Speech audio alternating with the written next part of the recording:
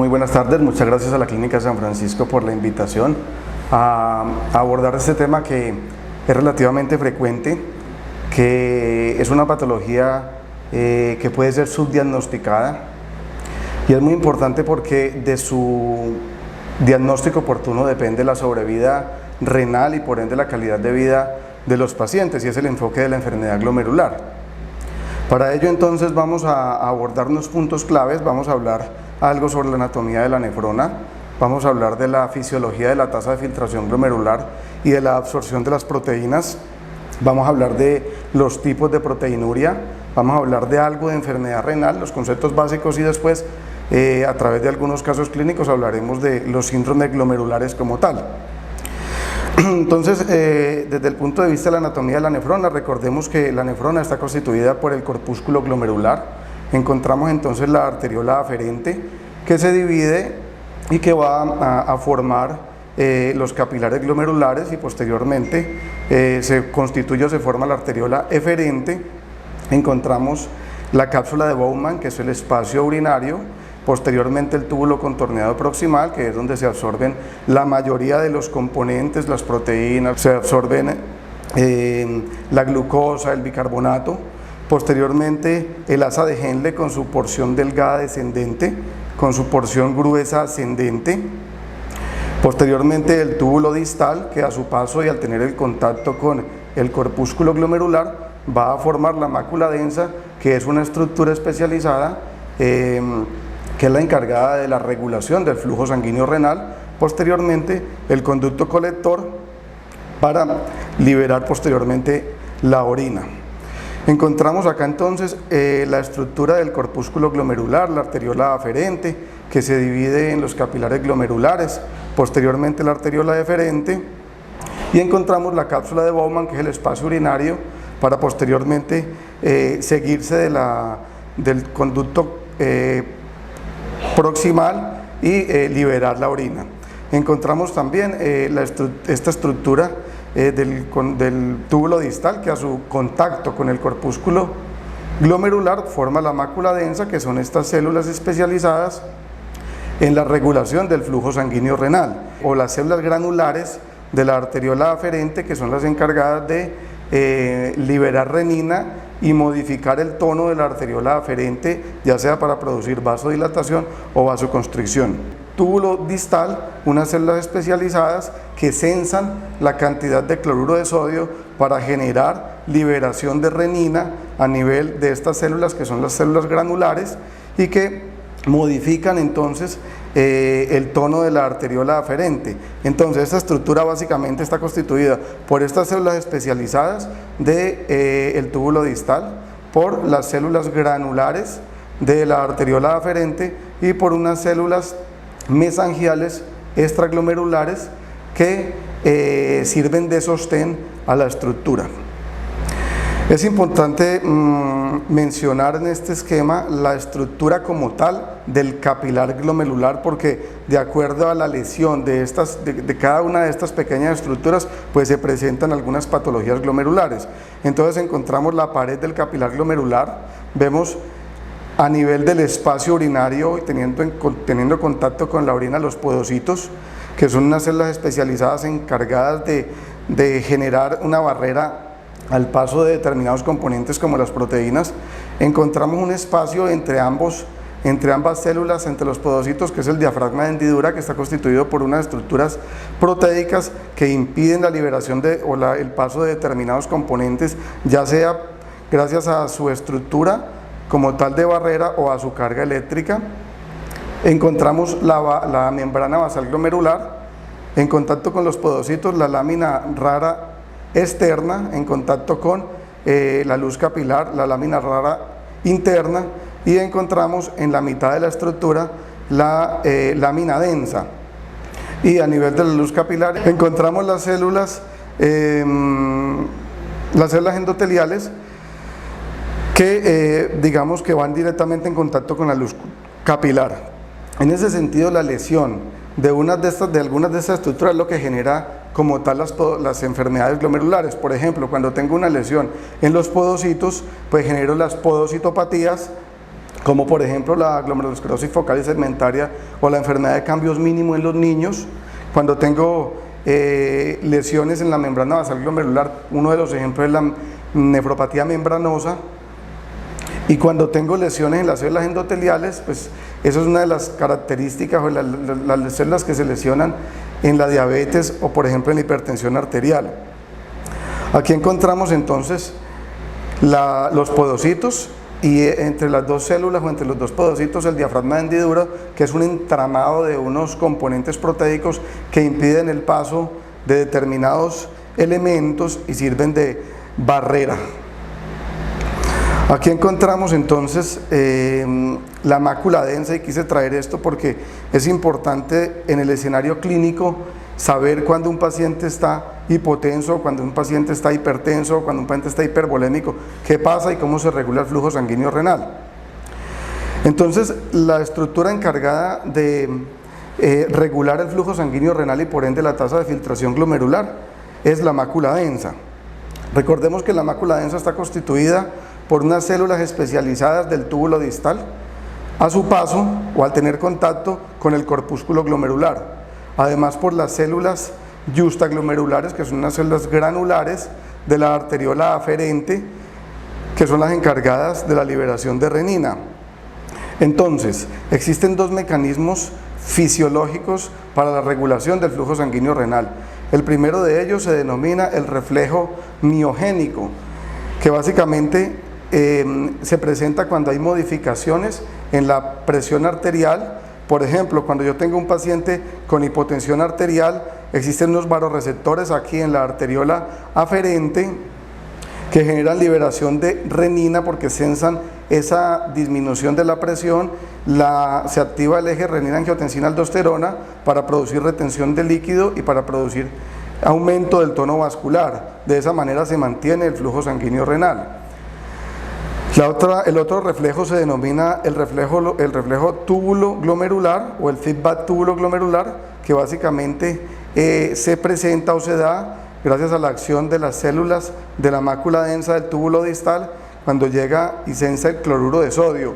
Entonces, si yo tengo una disminución o un aumento en la cantidad de cloruro de sodio que es sensado en las células especializadas del túbulo distal, pues se interpreta como la presencia de hipertensión o de aumento de ese flujo vascular que genera la liberación de adenosina, que va a llevar a la vasoconstricción de la arteriola aferente precisamente para regular ese flujo sanguíneo renal.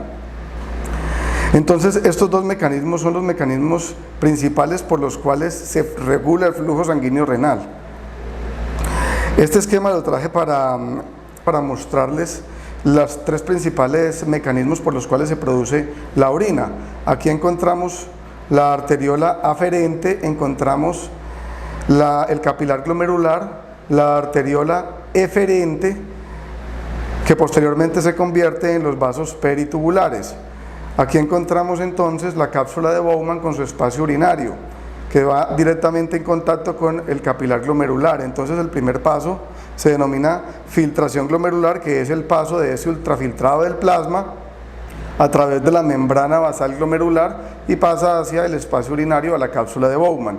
El segundo mecanismo es el paso de un componente desde la luz peritubular hacia la luz tubular como tal, y es lo que se denomina secreción tubular. Por ejemplo, la furosemida es transportada por la albúmina hacia los vasos peritubulares y es secretada, no es filtrada, es secretada hacia la luz tubular para generar su efecto. Y el tercer paso es la reabsorción tubular, que es el paso de un componente desde la luz tubular hacia la luz del capilar peritubular para incorporarse nuevamente en la sangre. Y este esquema lo traje porque me parece importante explicar que para que se produzca una filtración glomerular como tal, debe haber una interacción entre la presión del capilar de la arteriola aferente y de la arteriola eferente para generar determinada presión que me permite, a nivel intraglomerular, que me permite pues generar como tal la filtración. Quise traer este esquema para explicar tres mecanismos importantes. El primero de ellos es la acción de los antiinflamatorios no esteroideos a nivel del flujo sanguíneo renal y cómo los antiinflamatorios no esteroideos generan su mecanismo hemodinámico a nivel renal. Entonces la arteriola aferente está en condiciones normales vasodilatada por la acción del óxido nítrico.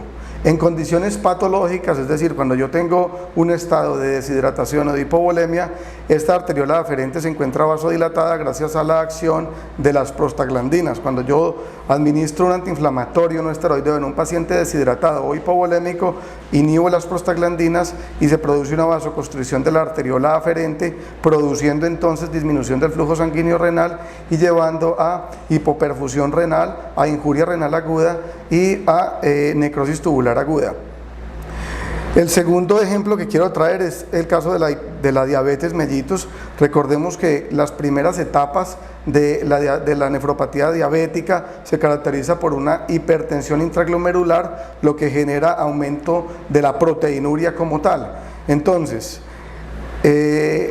para yo mejorar o disminuir esta proteinuria y evitar que progrese la nefropatía diabética, pues debo administrar el medicamento que por excelencia es vasodilatador de la arteriola aferente, por ende disminuye la hipertensión intraglomerular y disminuye entonces la pérdida de proteínas a través de la barrera de filtración glomerular, y son los IECAS o los ARA2. Entonces ese es el mecanismo por el cual el IECA ARA2 es nefroprotector, produce vasodilatación de la arteriola eferente, disminuye la hipertensión intraglomerular y por ende disminuye la proteinuria. Es importante saber que como disminuye la hipertensión o la presión intraglomerular, también tiende a disminuir la tasa de filtración glomerular en parte, y por ello está contraindicado en estados de deshidratación o en estados de injuria renal aguda. Ahora vamos a hablar de la absorción de las proteínas a nivel del túbulo proximal. Recordemos entonces que una persona de 70 kilos filtra aproximadamente 7.2 gramos de proteínas al día, y esas proteínas son absorbidas a nivel del túbulo proximal, ya sea de manera intacta o ya sea degradadas a aminoácidos. Entonces es importante saber que cuando yo tengo una lesión a nivel del túbulo proximal se producen uno de los tipos de proteinuria que se denomina proteinuria tubular. Recordemos que la proteinuria puede ser glomerular, puede ser tubular o puede ser por hiperflujo. Después de hablar de algo de fisiología, de la tasa de filtración glomerular y de la absorción de proteínas, vamos a hablar algo de enfermedad renal crónica. Recordemos que la enfermedad renal crónica se define por el deterioro funcional, ya sea por deterioro de la tasa de filtración glomerular o por la presencia de albuminuria o por una lesión anatómica de la vía urinaria, y esa lesión permanece por más de 3 meses. Entonces, si yo tengo un paciente que tiene una tasa de filtración glomerular en 90 mililitros minuto, pero tengo una proteinuria de 500 miligramos en 24 horas por más de 3 meses, yo estoy ante una enfermedad renal crónica. O si tengo una paciente que tiene una nefrectomía unilateral y que tiene una tasa de filtración glomerular normal y que tiene una proteinuria por debajo de 30 miligramos en orina de 24 horas, yo tengo una tasa de filtración, yo tengo una enfermedad renal crónica en estadio o por la presencia de ese trastorno de la vía urinaria. Quise traer este esquema en donde podemos caracterizar como tal la enfermedad renal crónica en función de la tasa de filtración glomerular, pero también en función de la presencia de albuminuria. Entonces recordemos que a menor tasa de filtración glomerular hay mayor estadio en la enfermedad renal. Cuando yo tengo albuminuria que se clasifica en A1, en A2 o en A3, dependiendo de la cantidad de proteína que esté eliminando o dependiendo de la cantidad de albúmina que esté eliminando, digamos que eso va es directamente proporcional con el deterioro de la tasa de filtración glomerular. Entonces, si yo tengo una proteinuria A3, es decir, mayor de 300 miligramos en 24 horas, yo tengo un riesgo muy alto de deteriorar la tasa de filtración glomerular y por ello de llevar al paciente a diálisis. ¿Qué es importante acá? Identificar los pacientes con proteinuria A2, es decir, por debajo de 300 miligramos en 24 horas, porque la presencia de proteinuria es lo que define la lesión endotelial. Entonces, si yo permito que progrese a 300 miligramos en orina de 24 horas, va a aumentar el deterioro de la tasa de filtración glomerular. ¿Cómo lo manejo? Obviamente, tengo que influir en cada una de los puntos de la patología de base. Por ejemplo, si yo tengo un paciente diabético, tengo que controlar la diabetes y tengo que manejar medicamentos antiproteinúricos como el ARA2 o el IECA. Vamos a hablar ahora como tal de la enfermedad glomerular. Entonces, yo sospecho que hay enfermedad glomerular cuando tengo hematuria glomerular, que se caracteriza por la presencia de hematíes dismórficos o acantocitos o cilindros hemáticos en la orina, o por presencia de proteinuria glomerular. Cuando yo tengo estos dos elementos, yo debo de sospechar que estamos ante un síndrome glomerular. Recordemos entonces que los síndromes glomerulares básicamente son 6. El primero de ellos es la proteinuria monosintomática, que se caracteriza por la presencia de proteinuria aislada, usualmente menor de 1 gramo, sin hematuria, sin hipertensión arterial y que simplemente le hago seguimiento porque tiene un comportamiento benigno. El segundo síndrome glomerular es la hematuria monosintomática. Recordemos que es la presencia de hematíes en la orina de características dismórficas, es decir, de acantocitos, pero sin hipertensión arterial y sin proteinuria importante y conservando siempre la tasa de filtración glomerular. También le hago seguimiento. El tercer síndrome glomerular es el síndrome nefrótico, que es con el que más estamos familiarizados, que es la presencia de proteinuria por encima de 3.5 gramos en 24 horas, asociado a hipoalbuminemia, a dislipidemia y a edemas. El tercer síndrome glomerular es el síndrome nefrítico, que se caracteriza por la presencia de hipertensión arterial, por la presencia de hematuria dismórfica, es decir, por hematuria glomerular, por leve deterioro de la tasa de filtración glomerular y de hipertensión arterial, además de edemas. Y este síndrome glomerular va directamente relacionado con el otro síndrome, que es la glomerulonefritis rápidamente progresiva, que es el mismo síndrome nefrítico o glomerulonefritis aguda asociado a deterioro progresivo de la tasa de filtración glomerular, que puede ser en días o en semanas. ¿Por qué es importante? Porque del diagnóstico oportuno de los síndromes glomerulares depende el pronóstico, la sobrevida renal del paciente y por ende la calidad de vida del paciente que no llegue a diálisis. Entonces, importante, muy importante, diagnosticar de manera oportuna la glomerulonefritis aguda y la glomerulonefritis rápidamente progresiva, porque en el escenario de urgencias debo dar un tratamiento de manera inmediata. Entonces vamos a hablar de algunos casos clínicos. El primero de ellos es una paciente femenina de 18 años de edad, que en un examen de rutina le encuentran una cruz de proteínas, tiene unos signos vitales normales, tiene una creatinina normal, una albúmina sérica normal y en una orina de 24 horas tiene una proteinuria de 300 miligramos. Esta paciente entonces tiene una presión normal, tiene una tasa de filtración glomerular normal, pero tiene proteinuria, que probablemente entonces estamos ante una proteinuria monosintomática. Recordemos que la proteinuria monosintomática es de un comportamiento muy benigno y que solo le hago seguimiento en el tiempo para detectar cuando un paciente de estos me hace hipertensión arterial o deteriora la tasa de filtración glomerular. Entonces, normalmente no debe haber proteínas en la orina, debe de haber menos de 20 a 30 miligramos de albúmina en la orina de 24 horas y existen, digamos que, salida de determinadas proteínas de bajo peso molecular o proteínas que son secretadas que pueden encontrarse de manera normal. Entonces la proteinuria puede ser o transitoria o puede ser persistente. La proteinuria transitoria usualmente es de características benignas, se presenta ante determinados eventos de estrés hemodinámicos como el ejercicio, como las infecciones virales, como la fiebre, pero no deteriora la tasa de filtración glomerular, no tiene hipertensión arterial, no tiene hematuria y es lo que caracteriza la proteinuria monosintomática.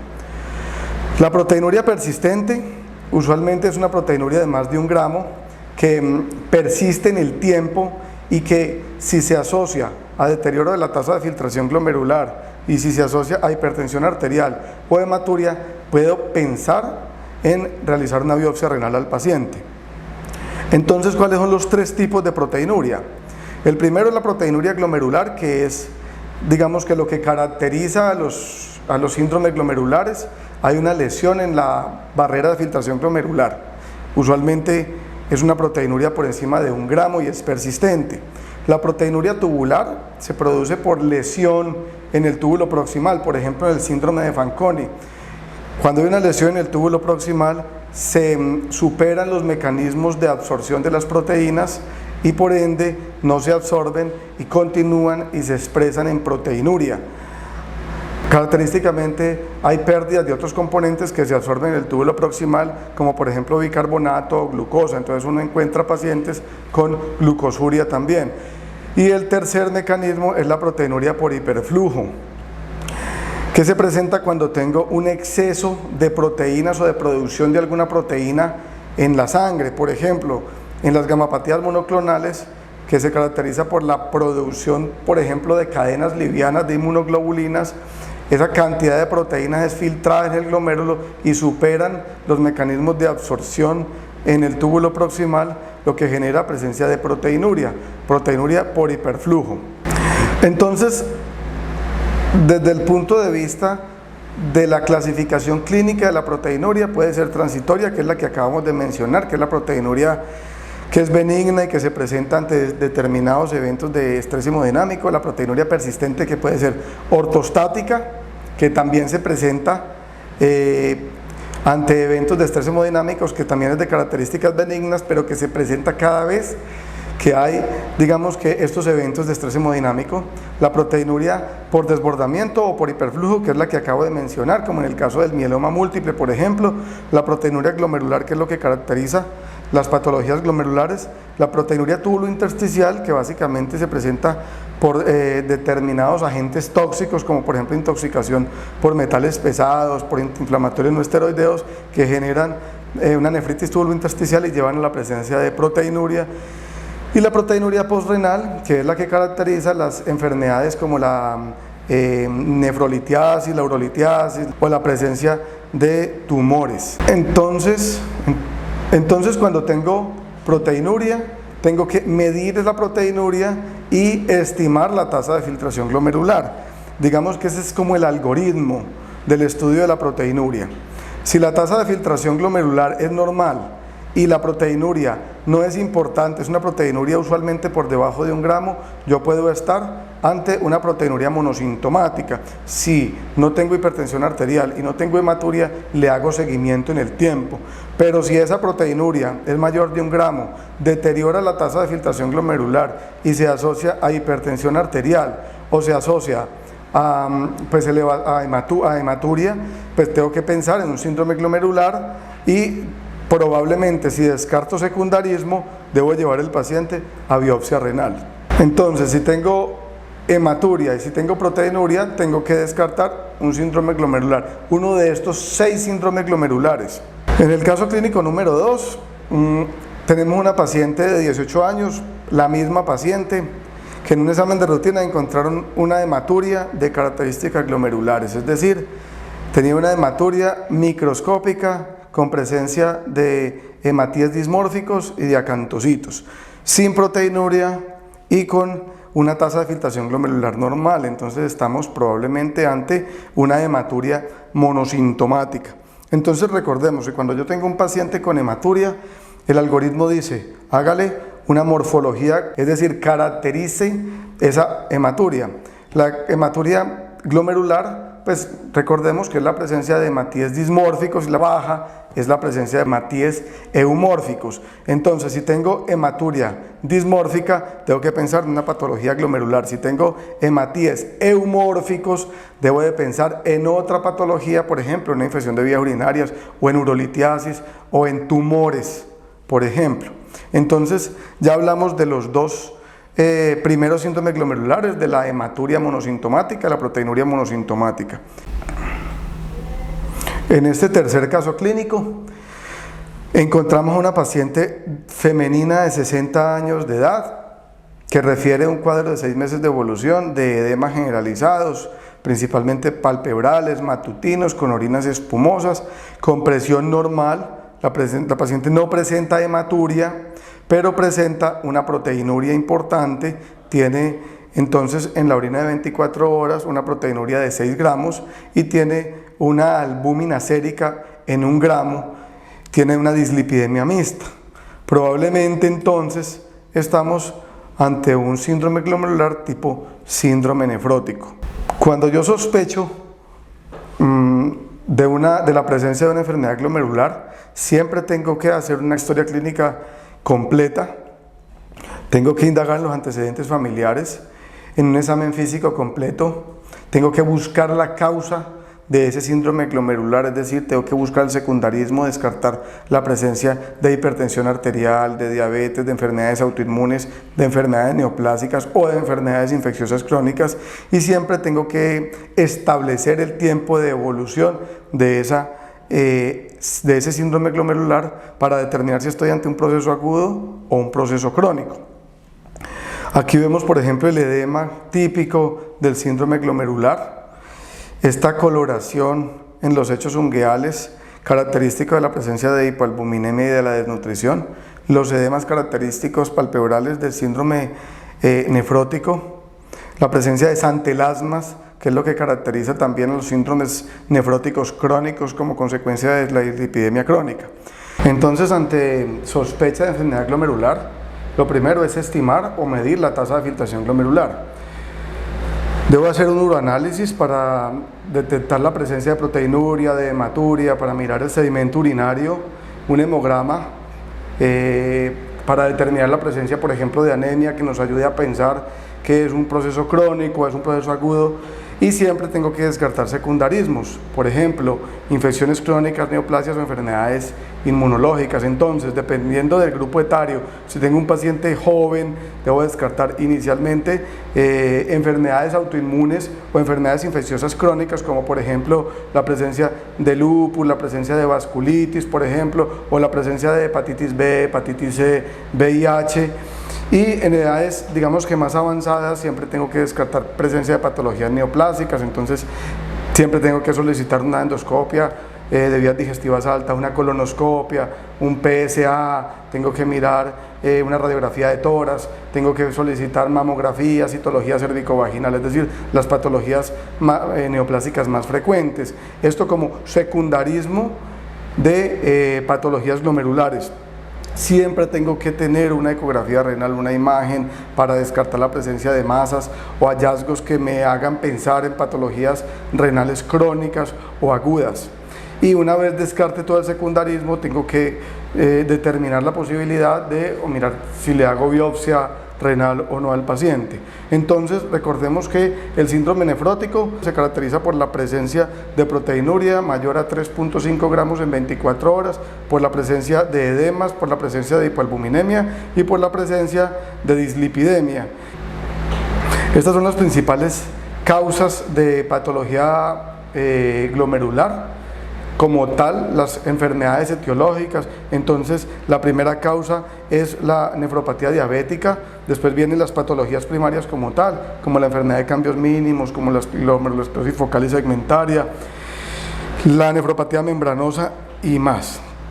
Recordemos entonces el mecanismo por el cual el síndrome nefrótico genera edemas.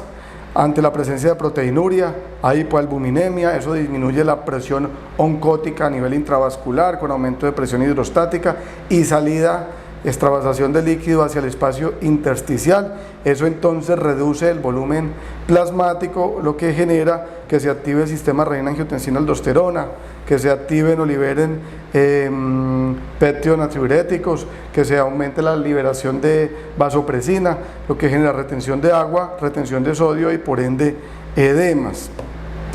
También hay anormalidades a nivel de la coagulación. Recordemos que son estados procoagulantes cuando se eliminan a través de la orina proteína C, proteína S de la coagulación. Además se sintetizan factores de coagulación en el hígado, lo que genera, digamos, que este estado de hipercoagulabilidad. Recordemos que son pacientes con edemas, con bajos volúmenes plasmáticos, con reposo. Esto genera, digamos, que la presencia o el riesgo de que el paciente presente trombosis venosas profundas o incluso trombosis arteriales como consecuencia de la dislipidemia con aterosclerosis acelerada. Recordemos entonces que la dislipidemia se produce como consecuencia de la pérdida de lipoproteínas de muy alta densidad o de alta densidad, con aumento en la producción hepática de lipoproteínas de baja densidad, lo que genera la presencia de dislipidemia. Entonces, el síndrome nefrótico se caracteriza por proteinuria, 3.5 gramos en orina de 24 horas, por hipoalbuminemia, por dislipidemia y por edemas, y que siempre que tengo un síndrome nefrótico tengo que buscar el secundarismo que ya mencionamos. Recordemos las patologías sistémicas, enfermedades autoinmunes como lupus, vasculitis, diabetes, enfermedades neoplásicas, intoxicación por determinados agentes como por ejemplo antiinflamatorios no esteroideos, por metales pesados, por heroína, y descartar la presencia, de hecho en nuestro entorno social, de gamopatías monoclonales siempre, amiloidosis, mieloma múltiple. La electroforesis de proteína debe estar dentro de esos estudios. Y cuando descarto este secundarismo, pues me quedo con las enfermedades primarias glomerulares. Debo de hacer probablemente una biopsia renal. Quiero especial atención en este caso clínico, el caso clínico número 4, porque es donde debo, digamos, que impactar en el servicio de urgencias y detectar este tipo de patologías. Si yo tengo una paciente femenina de 23 años de edad, viene con 2 días de evolución de edema palpebral, refiere algo de disnea y refiere presencia de hematuria macroscópica. En el examen físico encuentro la paciente hipertensa y en el examen de orina encuentro un sedimento urinario activo, es decir, la paciente tiene algo de proteinuria, tiene hematuria dismórfica y tiene cilindros hemáticos. Además tiene una creatinina en 1.6 y tiene una albúmina sérica en 3.8. Le hago una proteinuria de 24 horas y está en 1 gramo. Entonces me pregunto, ¿estoy ante un síndrome glomerular? ¿Estoy ante una patología glomerular aguda o crónica? Esto es un proceso primario, es un proceso secundario. Probablemente estoy ante un síndrome nefrítico. Recordemos que el síndrome nefrítico es una urgencia médica que tengo que impactar en su tratamiento, en su diagnóstico oportuno para evitar la progresión de la enfermedad renal. Recordemos que se caracteriza por inflamación glomerular con una disminución de la tasa de filtración glomerular, se presenta hematuria de características glomerulares, edema e hipertensión arterial. Y si esta misma paciente tiene deterioro de la tasa de filtración glomerular, es decir, eleva la creatinina, en este caso ya tiene una creatinina en 2.8, pues probablemente estoy ante una glomerulonefritis rápidamente progresiva. Si no trato a esta paciente de manera, digamos que oportuna, va a progresar y la paciente va a llegar a diálisis rápidamente. Entonces, la glomerulonefritis rápidamente progresiva se caracteriza por una respuesta no específica del glomérulo ante la inflamación severa. Recordemos entonces que se presenta como consecuencia de una disrupción de esa barrera de filtración glomerular con salida de todos los componentes inflamatorios hacia el espacio de Bowman. Aumentan estos componentes inflamatorios en este espacio, producen ocupación del mismo con apiñamiento de los glomérulos, entonces generando disminución de la tasa de filtración glomerular, generando entonces anuria, generando hipertensión arterial, obviamente se genera hematuria y si no tratamos inmediatamente a este paciente va a llegar rápidamente a diálisis. Es una condición entonces tratables en fases tempranas. De no hacerlo va a haber una pérdida rápidamente progresiva de la función renal y el paciente va a necesitar diálisis. Recordemos entonces que las características clínicas se derivan de la injuria glomerular como tal, que hay un deterioro rápido de la función renal con elevación de la creatinina en semanas o en días. Hay entonces una disminución en la producción de orina, hay un sedimento urinario activo y hay un deterioro como tal de su estado general. Entonces, importante detectar estas patologías de manera temprana para evitar progresión de la enfermedad renal. Y el último síndrome glomerular, que es la glomerulonefritis crónica, que básicamente se puede comportar como un síndrome nefrótico que avanza, digamos que a través del tiempo y que genera deterioro de la tasa de filtración glomerular. Vamos a hablar de los tratamientos. Recordemos entonces que la enfermedad glomerular tiene unos tratamientos que son específicos y unos tratamientos que son generales. Siempre tenemos que, digamos que determinar la naturaleza primaria o secundaria de la patología de base para determinar así el tratamiento. Entonces, lo primero es hacer los estudios de secundarismo y una vez digamos que los haya descartado, me voy con las patologías o con las glomerulopatías primarias. Siempre tengo que tener un adecuado control de la presión arterial, control de la sobrecarga hídrica con los diuréticos. Recordemos entonces que los medicamentos de lesión son el IECA o el ARA2 y en caso de injuria renal aguda, los calcioantagonistas no dihidropiridínicos están contraindicados los AINES o los ARA2 anti-injuria renal aguda. El manejo de la proteinuria, 1 con dieta y 2 con medicamentos antiproteinúricos plenos como el IECA o el ARA2. Recordemos que son los medicamentos que disminuyen el tono de la arteriola deferenda y por ende disminuyen la hipertensión intraglomerular y disminuyen la proteinuria. El manejo de la dislipidemia, recordemos que son pacientes con factores de riesgo cardiovascular, con una aterosclerosis acelerada y por ende tengo que manejar la dislipidemia de estos pacientes. Evitar la administración o la exposición a agentes nefrotóxicos, entonces estos pacientes no deben recibir, por ejemplo, antiinflamatorios no esteroideos, evitar agentes contrastados yodados o evitar, por ejemplo, digamos que algunos antibióticos como aminoglucósidos. Manejar el síndrome de hipercoagulabilidad, tengo que, digamos que clasificar los pacientes que tienen más riesgo de generar eventos trombóticos, por ejemplo los pacientes con nefropatía membranosa, que son pacientes con un alto riesgo de eventos trombóticos, los pacientes que están postrados o pacientes que están en posoperatorios inmediatos. Tengo que plantear la posibilidad de heparinas de bajo peso molecular o de anticoagulación plena profiláctica como tal. Y por último, la inmunosupresión, digamos que puede ser la piedra angular del tratamiento de patologías como glomerulonefritis rápidamente progresiva y síndrome nefrítico.